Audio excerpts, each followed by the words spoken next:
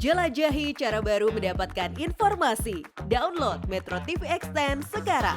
Pemirsa, ASEAN Ministerial Meeting on Transnational Crime atau AMMTC ke-17 di Labuan Bajo, Manggarai Barat, Nusa Tenggara Timur menghasilkan 4 deklarasi penting tentang penanganan kejahatan lalu lintas negara atau transnasional.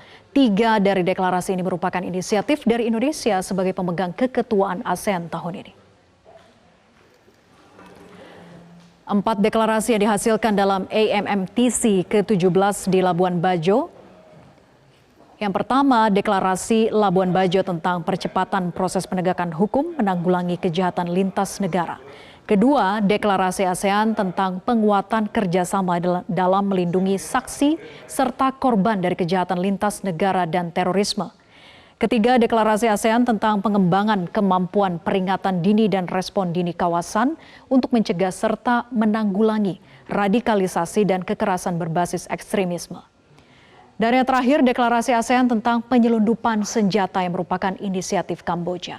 Selain 4 deklarasi itu, AMMTC ke-17 juga menghasilkan 1 rencana kerja terkait dengan penyelundupan manusia, 5 pernyataan bersama, dan 6 pedoman teknis. Deklarasi tentang penguatan kerjasama dalam melindungi saksi dan korban kejahatan transnasional.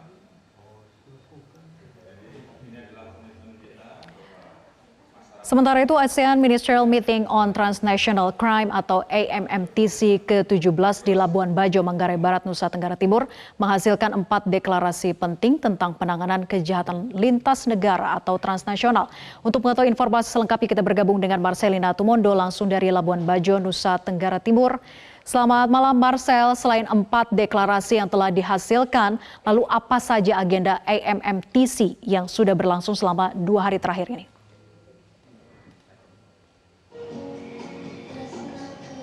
Vera, sejak dibuka pada tanggal 21 Agustus atau tepatnya kemarin sudah ada rangkaian kegiatan dalam AMMTC ke-17 yang digelar di Labuan Bajo, Nusa Tenggara Timur untuk 4 deklarasi yang tadi ada sampaikan. Sebetulnya itu diawali dengan adanya pertemuan SOMTC atau Senior Officials Meeting on Transnational Crime sebagai wadah untuk merumuskan 4 deklarasi tersebut yang kemudian telah diadopsi dan juga telah diresmikan atau telah disepakati oleh seluruh negara anggota ASEAN bersama dengan mitra negara dan juga negara observer ASEAN yakni Timor Leste.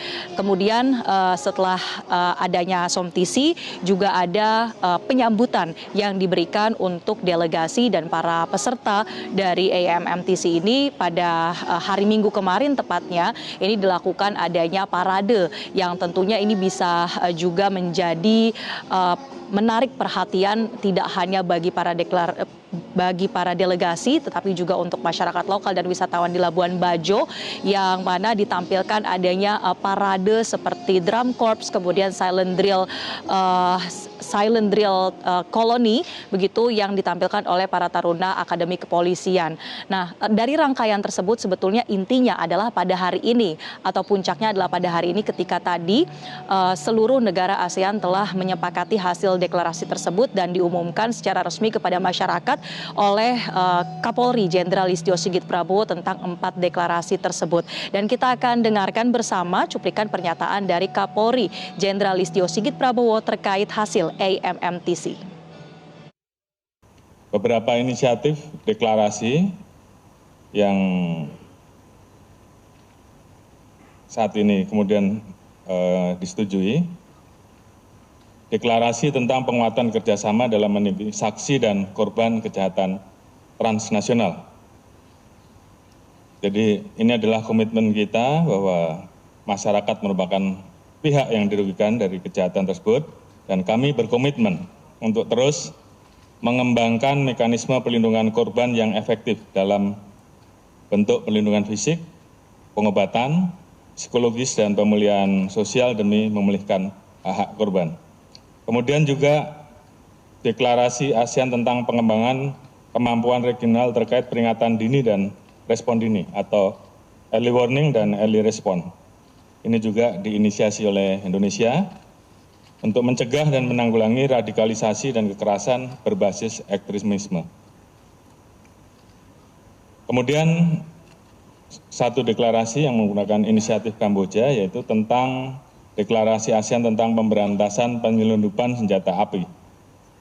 Ini merupakan wujud komitmen ASEAN untuk memberantas penyelundupan senjata api melalui kerjasama dan pendekatan komprehensif, mulai dari kampanye bahaya penyelundupan senjata api, pertukaran informasi, dan berbagai upaya lainnya. Kembali ke studio, Vera. Ya, Marcel, bagaimana sebetulnya implementasi konkret dari hasil AMMTC ini dalam hal kerja-kerja polisi di lapangan nantinya untuk mengungkap kasus kejahatan?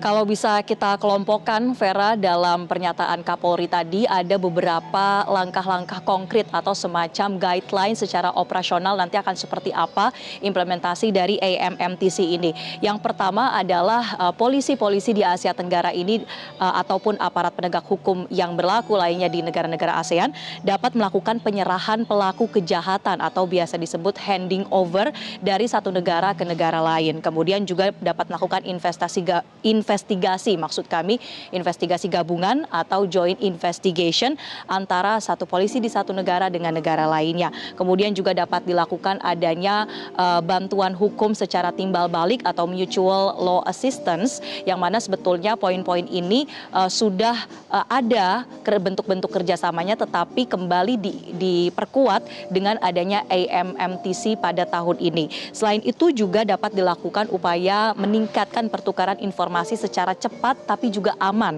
karena yang juga menjadi salah satu isu strategis dibahas dalam AMMTC ini adalah menanggulangi kejahatan cyber yang pun sangat penting untuk dibahas. Lalu juga dapat dilakukan adanya permintaan barang-barang yang terkait dengan hasil kejahatan dari kejahatan transnasional. Selain itu juga dapat saling memfasilitasi pertukaran ahli maupun pertukaran personil sesuai dengan kebutuhan dari masing-masing negara di ASEAN. Jadi itulah bentuk-bentuk konkret yang diharapkan bisa langsung diimplementasikan oleh negara-negara anggota ASEAN. Vera.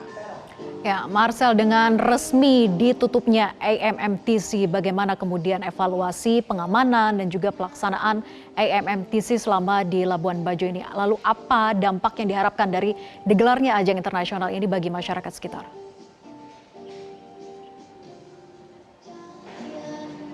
Dari segi evaluasi sebetulnya kalau kami pantau dengan diselenggarakannya AMMTC ini, situasi di Labuan Bajo sangat aman untuk bisa didatangi oleh delegasi dari berbagai negara di Asia. Kemudian juga sebelumnya dari pihak Polri telah mengerahkan ada sebanyak sekitar 460 personil, baik itu dari Direktorat Lalu Lintas, dari Brimob, kemudian kedokteran kepolisian yang telah bertugas selama beberapa hari terakhir ini dan situasinya kondusif. Kemudian juga tentunya diharapkan dampak bagi masyarakat lokal ini dapat memberikan dampak positif untuk perekonomian Labuan Bajo, apalagi setelah pada Mei lalu digelar KTT ASEAN, kemudian saat ini kembali digelar AMMTC. Diharapkan ini bisa mengenalkan nama Labuan Bajo sebagai salah satu destinasi super premium dari Indonesia di mata dunia. Demikian, Vera. Baik, terima kasih Marcelina Tumondo melaporkan langsung dari Labuan Bajo, Nusa Tenggara Timur.